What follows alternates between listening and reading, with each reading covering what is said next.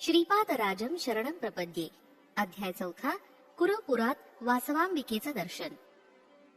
श्रीपादांच्या जन्मस्थानात होणाऱ्या लीला. पळणी स्वामींच्या आज्ञेनुसार आम्ही ध्यान करण्याचा संकल्प केला.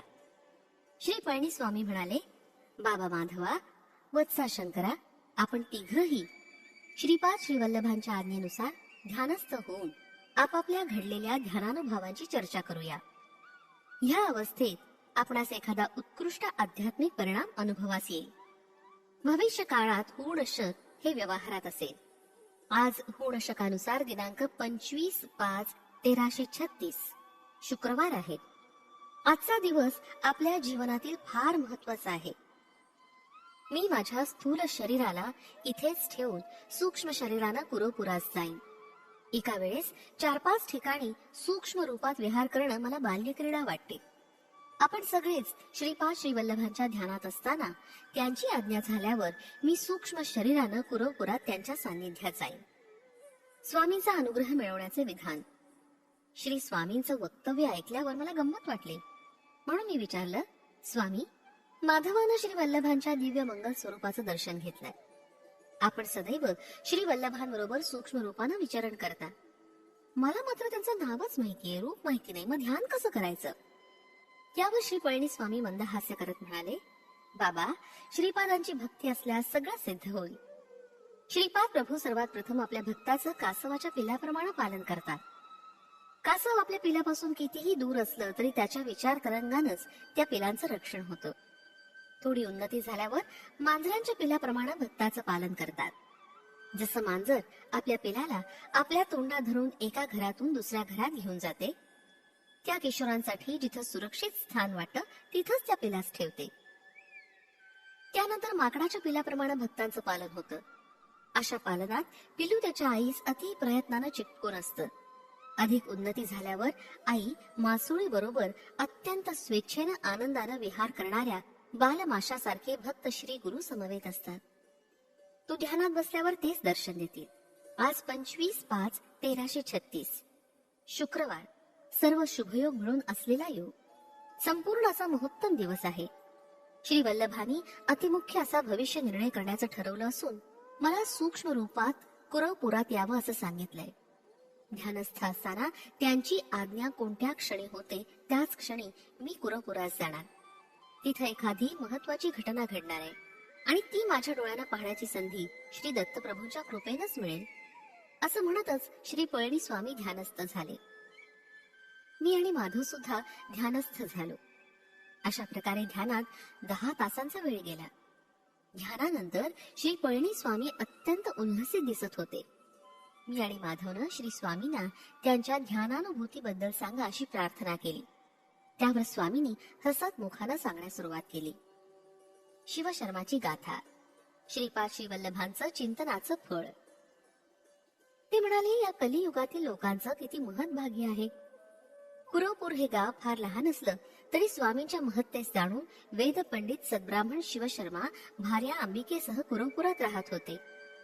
कुरुपुरातील एकुलते एक असेही ब्राह्मण कुटुंब.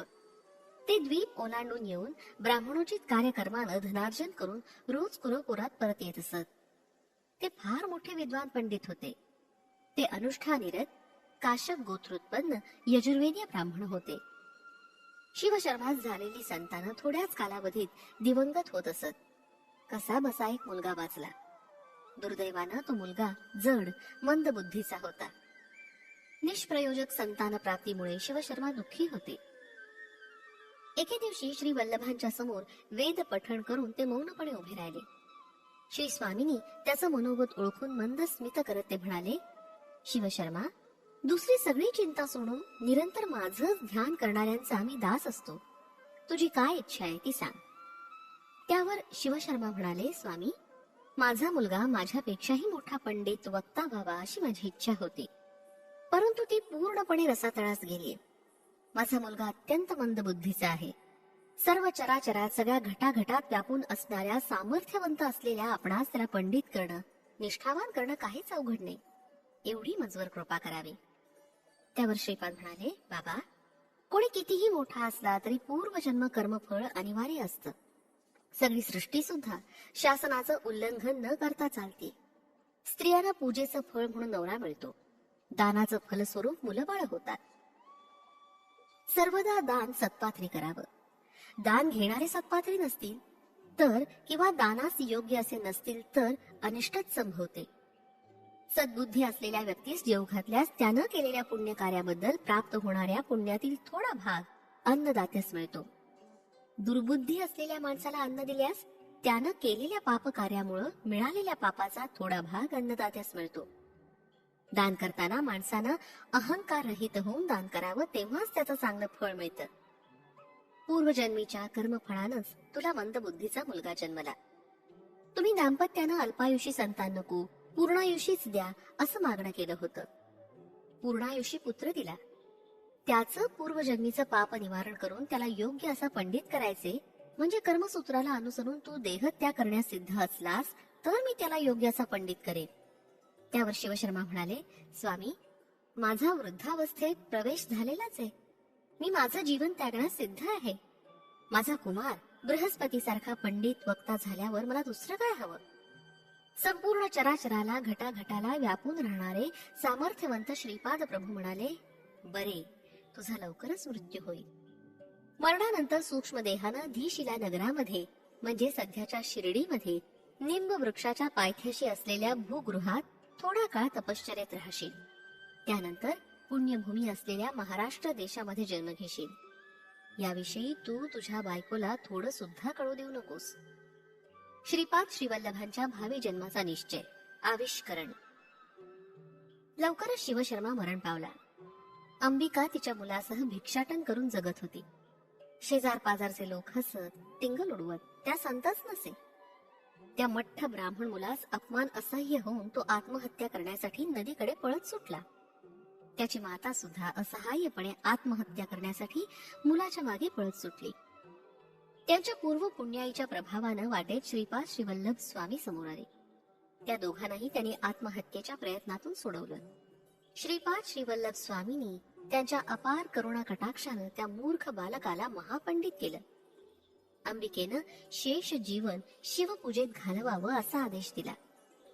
शनी प्रदोष व्रताचं महात्म्य सांगून प्रदोष समयास केलेल्या शिवपूजनाचं फळ कसं मिळतं ह्याची सविस्तर माहिती दिली.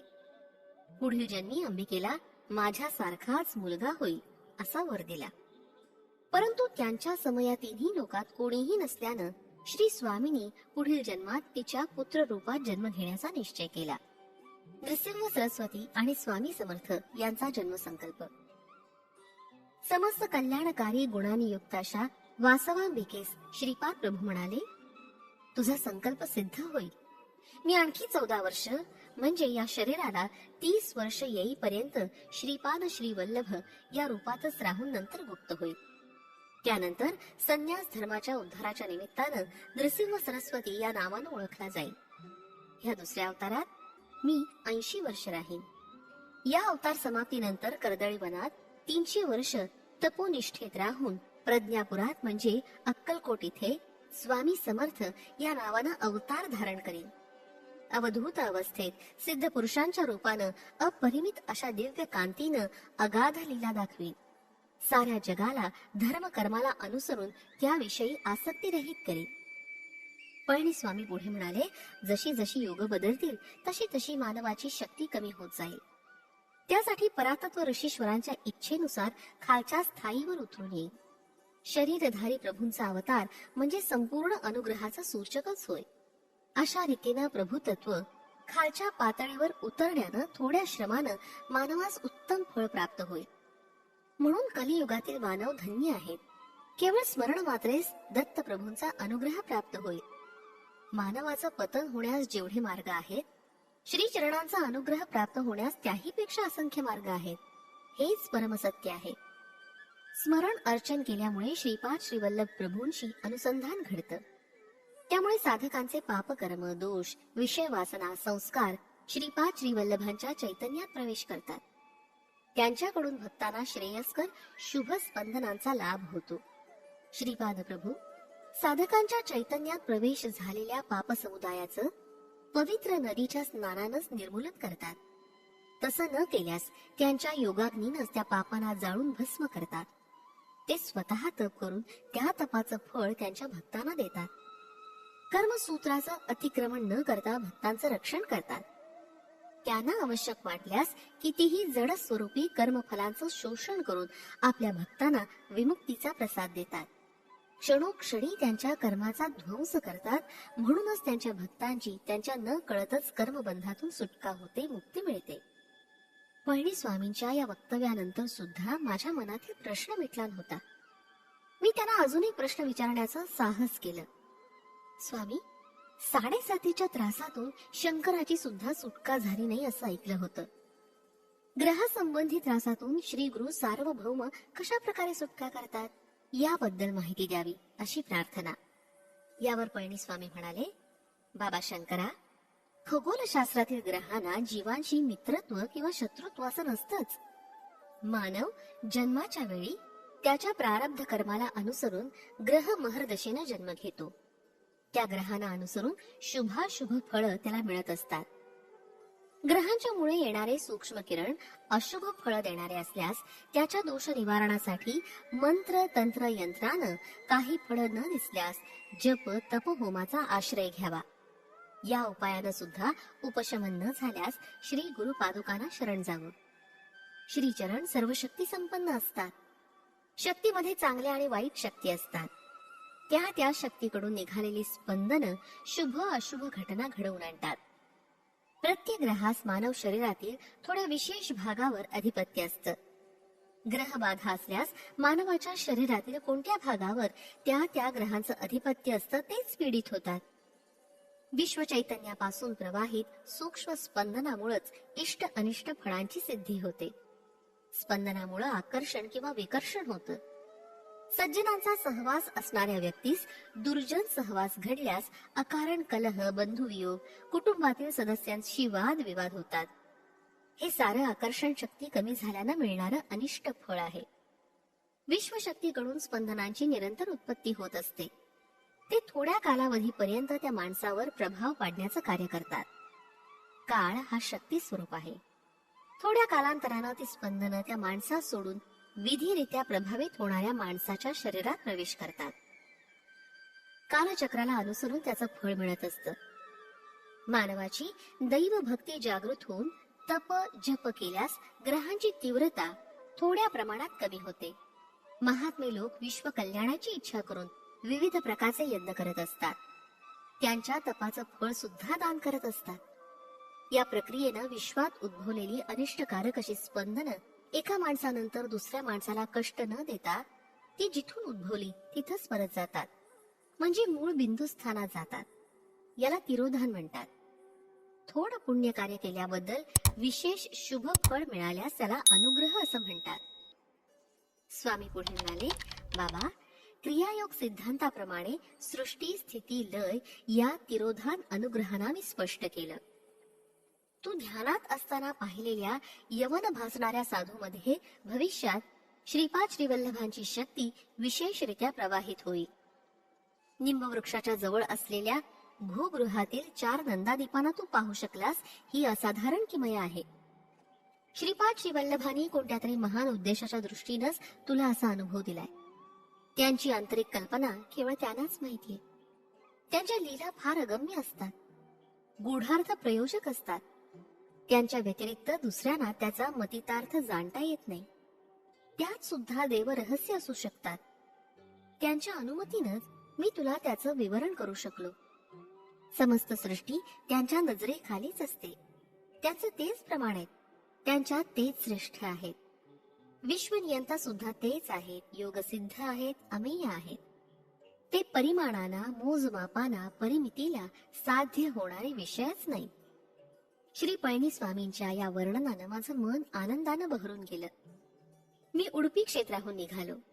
कुरोपुरास जाताना मध्येच कितीतरी चित्र विचित्र अशा घटना घडत चालल्या होत्या. या सर्व ग्रंथस्थ करण्यासाठी श्री गुरु सार्वभौमांची अनुमती घ्यावी या विचारानं श्रीपाद श्रीवल्लभांच्या दर्शनोत्तर त्यांच्याशी विचार विनिमय करण्याचं ठरवलं. श्री पळणीस्वामींनी माझ्या मनातील भावाला लीलेनं समजावून घेतलं आणि ते म्हणाले, तुझ्या मनातील भाव मला अवगत झालेला आहे. भविष्यात भक्तांच्या हितासाठी श्री प्रभूंच्या चरित्राचं लिखाण करण्याचं तू ठरवलं आहेस. ते जरूर तुझ्या प्रयत्नांना आशीर्वाद देतील. भविष्यात भक्तांच्या हितासाठी श्री प्रभूंच्या चरित्राचं लिखाण करण्याचं तू ठरवलं आहेस. ते जरूर तुझ्या प्रयत्नांना आशीर्वाद देतील. त्यानंतर श्री पळणीस्वामी माधवास त्याच्या ध्यानानुभवाविषयी सांग असं म्हणाले. माधवाने आपल्या अनुभव सांगण्यास सुरुवात केली. श्रीपाद श्री वल्लभांचे जन्मस्थानी श्रींच्या पादुका, श्रीपाद श्री वल्लभ, दत्तात्रेय आणि श्री नृसिंह सरस्वती यांच्या मूर्तींची प्रतिष्ठापना.